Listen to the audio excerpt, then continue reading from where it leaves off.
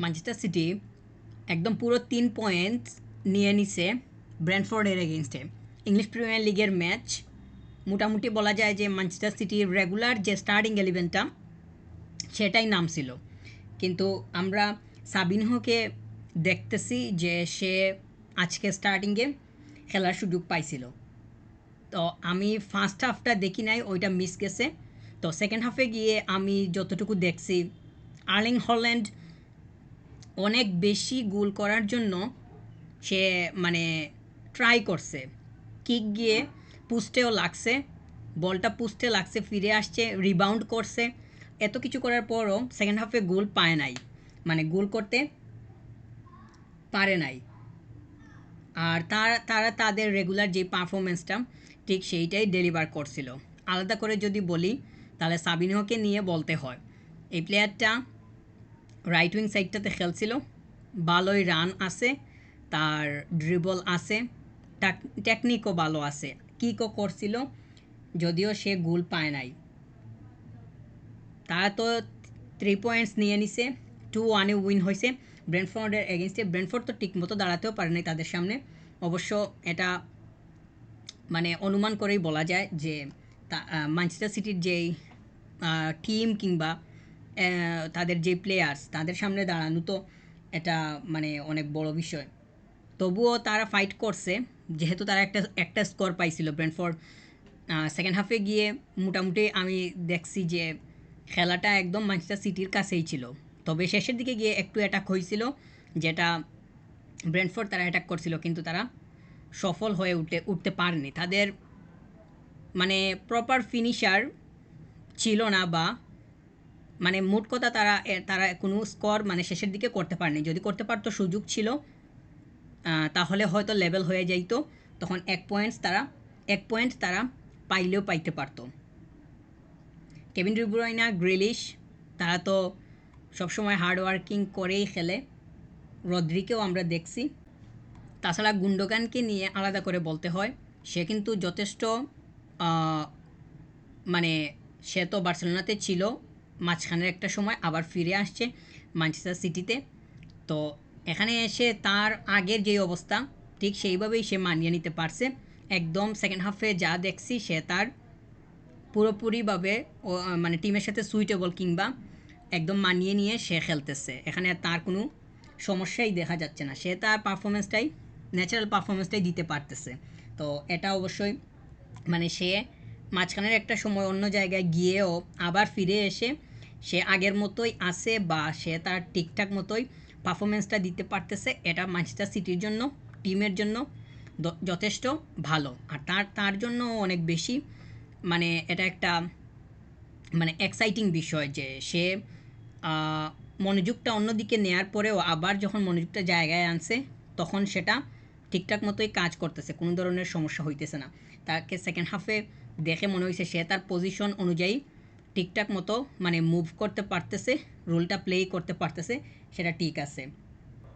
অন্যদিকে লিভারপুল তারা তো পয়েন্টস ড্রপ করছে, মানে পুরোই 3 পয়েন্টস নটিংহাম ফরেস্ট তারা নিয়ে নিছে, মানে 1-0-তে লুজ করছে তাদের কাছে। তো লিভারপুলের মোটামুটি বলা যায় যে তাদের রেগুলার যে স্টার্টিং ইলেভেনটা বা রেগুলার যে প্লেয়ার্সরা তারাই খেলছিল, তবুও তারা মানে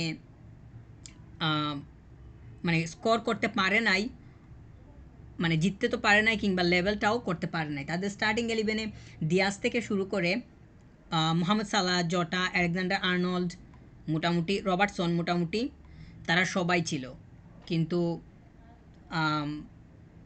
অবশেষে তাদেরকে হারতে হয়েছে, পয়েন্টস ড্রপ করতে হয়েছে।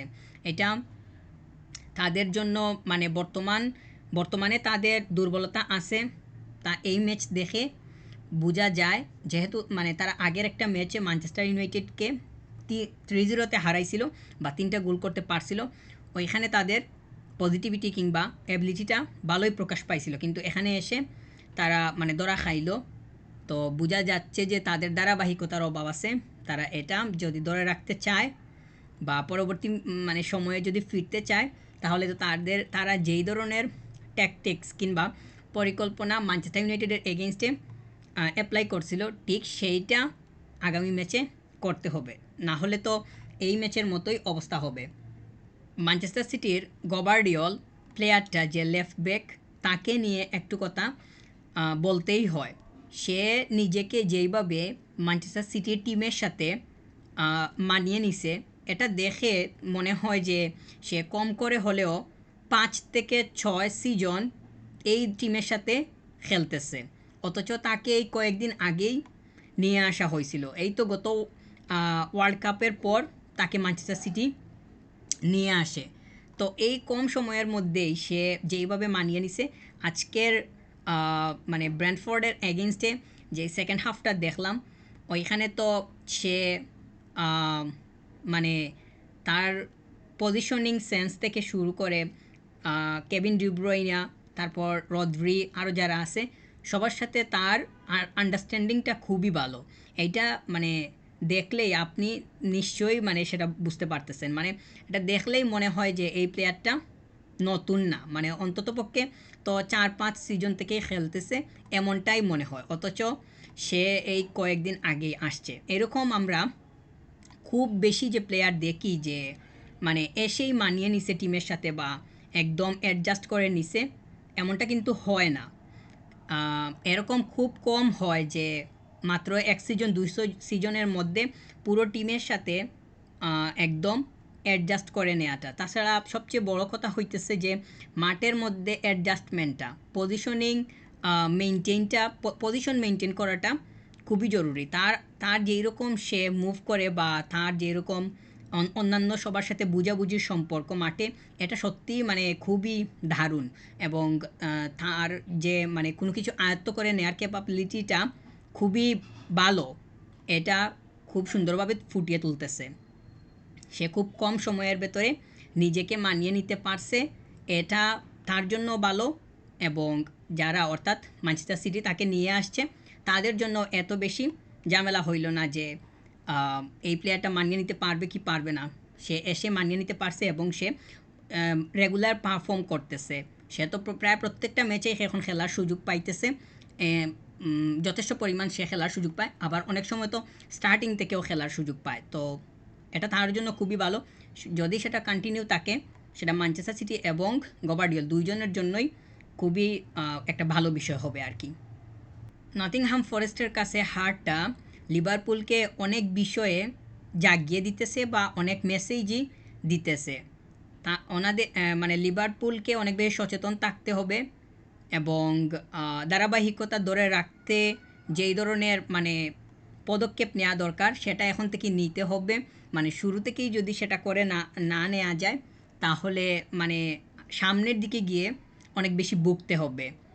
ম্যানচেস্টার ইউনাইটেডকে 3-0 হারাইছে লিভারপুল, আর আজকে এসে নটিংহ্যাম ফরেস্টের কাছে হারলো। তো ওইখানে এক ধরনের রেজাল্ট, আজকে এক ধরনের রেজাল্ট, কোনো ধরনের তো মিল নাই।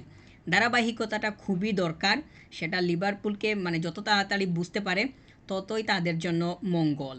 যত সিজন আগাবে ততই চাপ বাড়বে এবং এই ধরনের পরিকল্পনা মানে যেরকম ইচ্ছা সেই রকম পরিকল্পনার যদি ব্যবহার হইতেই থাকে, এইরকম অধারাবাহিকতা বারবার তাদের সামনে আসবে। তাছাড়া লিভারপুলের আরেকটা বিষয় হইল যে তাদের কোচ তো নতুন, মানে কোচ স্লট তিনি তো মানে মানিয়ে নিতে একটু সময় লাগবে। মানিয়ে নিতে তো অবশ্যই সময় লাগবে।